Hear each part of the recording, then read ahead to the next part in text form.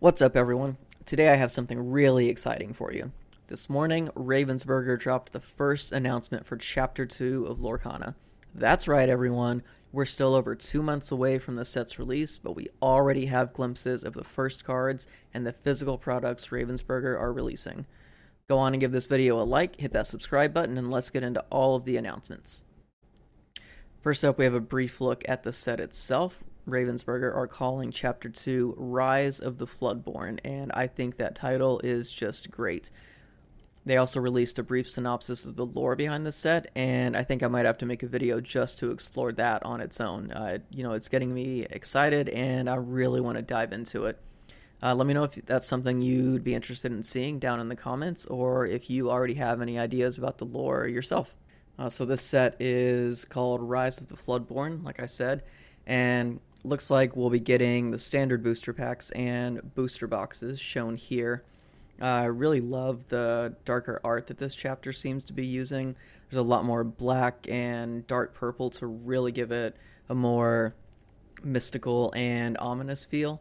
It's a 204 card set, just like the first chapter, and I imagine there will probably be some enchanted cards at numbers above 204 that they just aren't telling us about like last time.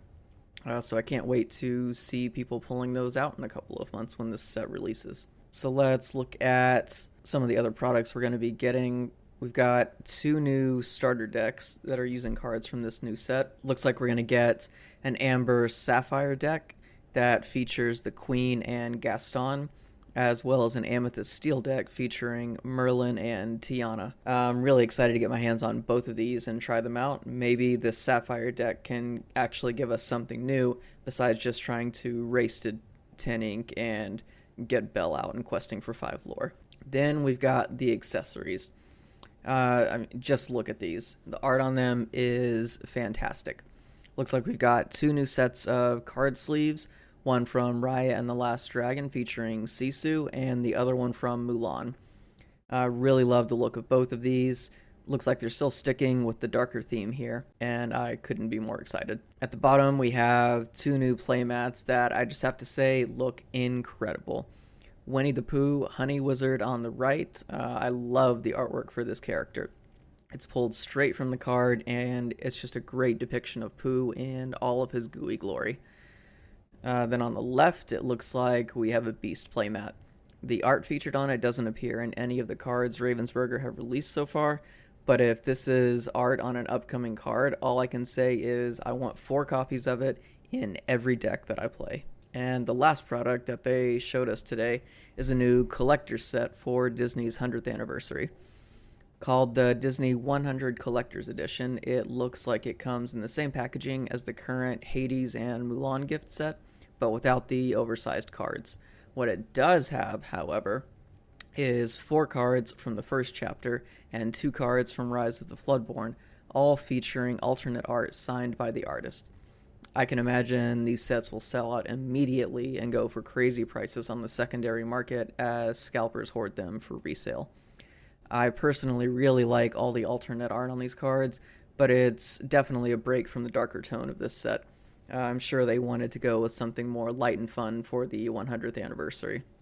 And of course, they're all holographic and feature some beautiful silver coloring in the text area. Really excited to get my hands on these, and honestly, I'll probably just use them as a display piece in my game room. And obviously, I'm not going to play with these cards. Just like with the first chapter, we're going to have a phased release of these products. Everything is going to be released to local game stores on November 17th of this year, followed by a full retail release 2 weeks later on December 1st.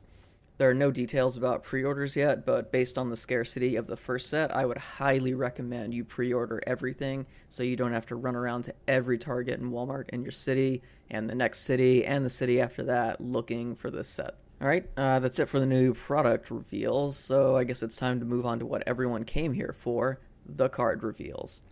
Ravensburger revealed 13 cards in this first release with a selection from all 6 ink colors. Let's dive right in and see what we're getting. First up, we have the Amber cards. Number 13, Mickey Mouse Friendly Face, is an inkable 6 cost, 3 lore, 1/6 character featuring everyone's favorite mascot.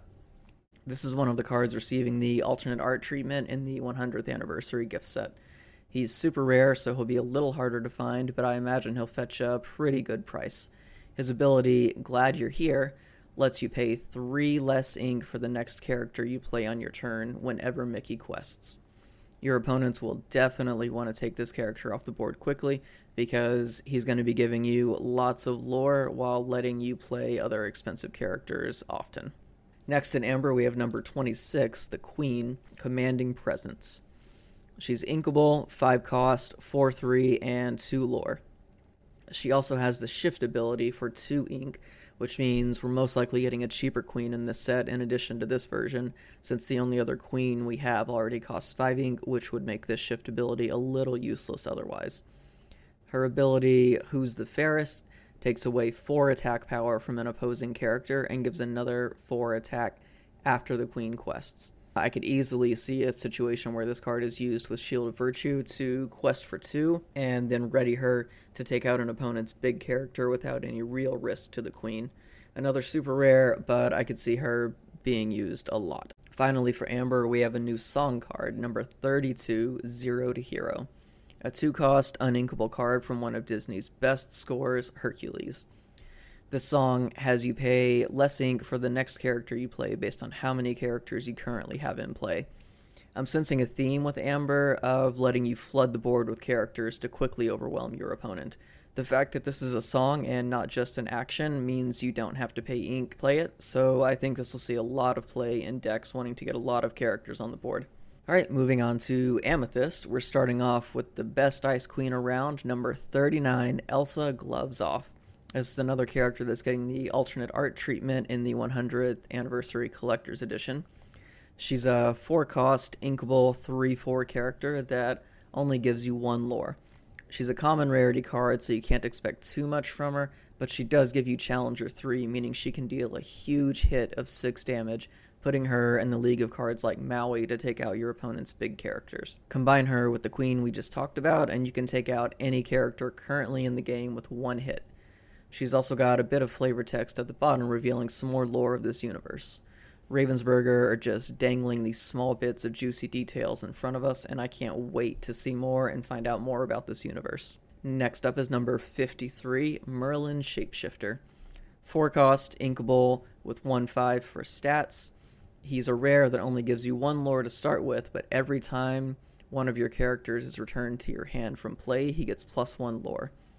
They very distinctly said return from play, so you won't be able to combine this with Hades to return characters from your discard to give Merlin more lore. But you can use cards like Mother Knows Best to maybe take some of your damaged characters off the board and get some more lore.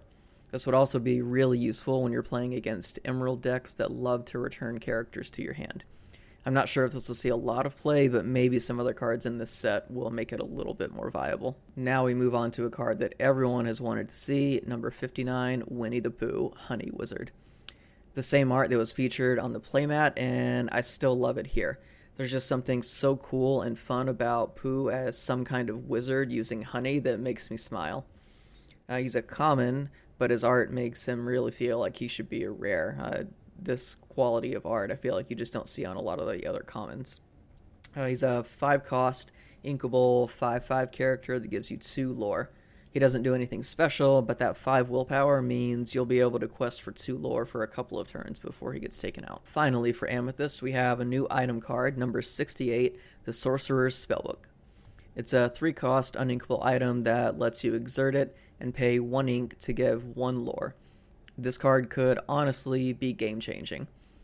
Right now, all your opponent has to do is keep your characters from being able to quest on the last couple of turns, and they can win the game.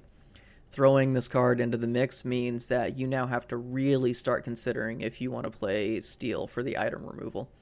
I see a lot of people playing this rare card in their Amethyst decks just for the added peace of mind, knowing they can still get a lore even if all of their characters are banished. Now, if we can just get a card that lets you ready items after use, I think all bets are off, and everyone is going to rush to play this card. Alright, now let's move on to the only Emerald card revealed in this announcement, number 72, Belle, Hidden Archer. I'm really liking this take on Belle as some kind of ranger straight out of Dungeons & Dragons, and she even has roses on the end of her arrows. Like, How neat is that? Really, really loving this take on the character. She's an uninkable 5-cost 3/3 character, questing for 3 lore. She has Shift 3, meaning she can be played on some other bells to get her out quicker, so you can start questing for a lot. The 3 lore puts her right in the same league as some other Emerald characters like Mad Hatter and Cheshire Cat, but her being able to attack for 3 makes her even more useful. Then there's her ability, Thorny Arrows. Whenever she gets challenged, the challenging player discards all of their cards. What a power play right there. You pair this with something like Whole New World, forcing your opponent to discard their cards, and then you wipe out those 7 new cards and you still get to keep your new cards. I think this card's going to see a ton of play, and its price will likely skyrocket as it's a legendary and going to be a little bit harder to find in your packs. Moving on, we have Ruby up next. Starting with number 124, we finally have Raya and the Last Dragon cards. We've got Raya, Warrior of Kumandra. I have to say, this movie, Raya and the Last Dragon, is one of my favorite Disney films. I love the world building, I love the storytelling, I just love all of it. I'm so glad to finally be able to build a Raya deck. And since we got Sisu as a card sleeve design, I have to assume we'll see some more Raya characters in this set. This version of Raya is a 4-cost inkable 5/3 character that quests for 1 lore. This card isn't really anything special and is mostly just a different version of Scar Fire Usurper from the first set, but I'm still excited to get this uncommon into play. We also get to see an item for Ruby in this set, number 134, Dinner Bell. It's a 4-cost uninkable item that lets you exert it and pay 2 ink for some card draw. You get to draw cards equal to the damage on one of your own characters and then banish that character. This is a great way to get card draw from something other than Amethyst, and it can get you a final something out of a character that's about to be wiped out. Changes the calculus a little bit of if you're going to attack or save your characters, because now you can at least get card draw out of them if you do attack and maybe act a little more aggressively.